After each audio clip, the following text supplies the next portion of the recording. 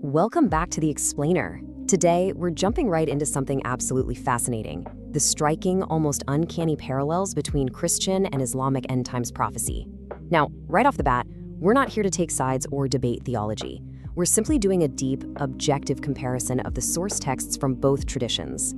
We're going to map out the incredible similarities in how both faiths describe the final days of human history. The overlaps here are, well, they're pretty astonishing. And honestly, understanding these texts provides a really critical lens for viewing both historical events and the modern geopolitical narratives we see unfolding today. Since you guys follow this topic, you already know eschatology is all about the final destiny of humanity in the world. Both Christianity and Islam have these incredibly rich, highly detailed eschatological frameworks. And as we dig into these ancient blueprints for the end of the world, we're going to find out they share a whole lot more than just a vague theme of final judgment. They are surprisingly specific. So here's our roadmap for today's explainer. First, visions of the end. Second, the charismatic counterfeit. Third, the 7-year covenant. Fourth, Jerusalem as the epicenter. And finally, number 5, the final coalition. Okay, let's kick things off with section 1, visions of the end, a shared narrative of global chaos. According to the source texts, neither tradition sees the world ending peacefully, not even close. It begins with severe, unprecedented global upheaval. In the Bible, Jesus actually calls this the beginning of sorrows, a really terrifying era of nation rising against nation, famines, and literal cosmic disturbances. And Islamic eschatology, it mirrors this exact baseline.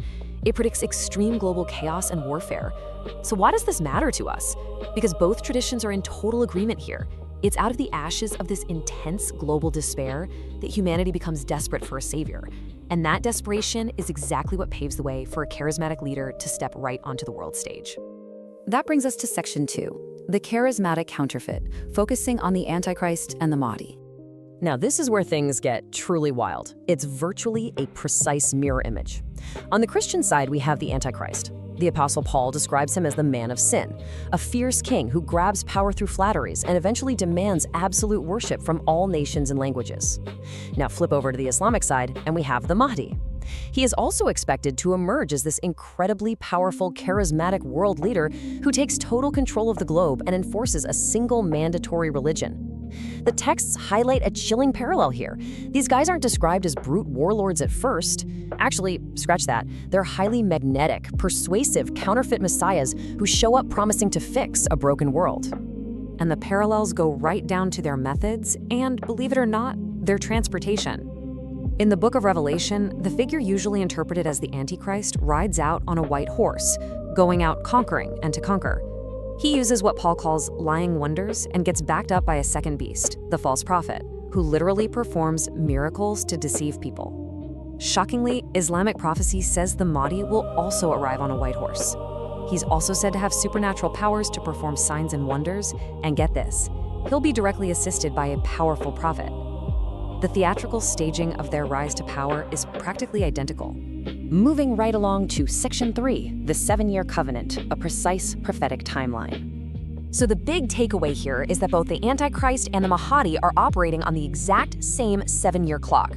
According to the book of Daniel, a prince will confirm a covenant, a peace treaty, with many for 1 week, which in prophetic terms translates to 7 years. The Islamic Mahdi is prophesied to do the exact same thing, broker a 7-year peace treaty specifically with the Jewish people. But of course, this peace is a trap. Exactly halfway through, at the 3.5-year mark, or the midst of the week, both figures violently break that treaty. The Antichrist sets up the abomination of desolation in the temple, while the Mahdi carries out a massive betrayal. Both traditions cap this leader's ultimate global reign at exactly 7 years. Let's shift gears to section 4, Jerusalem as the epicenter, the geographic focal point of prophecy. The Hebrew prophets describe Jerusalem with some incredibly dramatic poetry. Take this quote from Zechariah. He warns the city will become a cup of trembling and a burdensome stone for all people. What he's saying is, whoever tries to control, conquer, or even interfere with Jerusalem will find it to be this impossibly heavy burden that eventually destroys them. And historically, we know this city has always been a flashpoint. I mean, from ancient Canaanite resistance to the Babylonians to the Romans, it just never stops. But in eschatology, this ancient tension reaches its absolute boiling point. The texts make it super clear Jerusalem is the ultimate grand prize. After breaking that 7-year peace treaty, both the Antichrist and the Mahdi are prophesied to conquer the city. The Apostle Paul writes that the man of sin will actually sit in the temple of God in Jerusalem, declaring himself to be God, which is the abomination of desolation. Meanwhile, Islamic texts say that after conquering Israel, the Mahdi establishes his one-world government, with Jerusalem serving as his global headquarters. For both traditions, this city is the undisputed ground zero. It's the exact spot where the Great Tribulation is unleashed, setting the stage for the final global showdown. And that leads us to our final part, Section 5, the final coalition and the Ezekiel 38 war. All this geographical focus builds into one of the most talked about prophecies out there, the Gog and Magog war from Ezekiel 38. The prophet describes a massive, multi-front coalition attacking Israel when it thinks it's living in peace. And our sources reveal something wild when you translate these ancient biblical names to modern borders. Persia, that's modern-day Iran.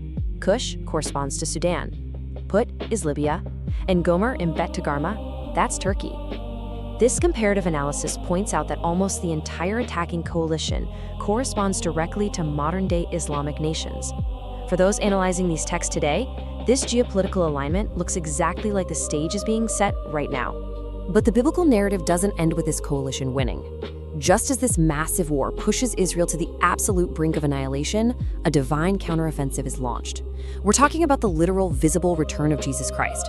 Revelation depicts him descending from heaven on a white horse called Faithful and True with fire in his eyes. The armies of the earth gather at Armageddon to fight him, but honestly, it's a completely one-sided battle. The Antichrist and the false prophet are instantly defeated, the old world is dissolved, and a new heaven and new earth are established. So, to wrap up our explainer today, we really have to step back and look at the big picture here. We've seen these precise, mirror-like parallels between the Antichrist and the Mahdi. We've looked at their identical 7-year timelines and that shared, intense obsession with Jerusalem. Regardless of your personal theological beliefs, millions and millions of people view current events through these exact theological frameworks. So we have to ask ourselves, how do these stunningly parallel ancient texts continue to quietly and sometimes very loudly influence the modern geopolitical landscape? Are the shifting alliances we see in the Middle East today just standard politics, or are they the shadows of ancient words coming to life? Something to think about. Thanks for joining me for this explainer. Keep analyzing, keep questioning, and I'll catch you next time.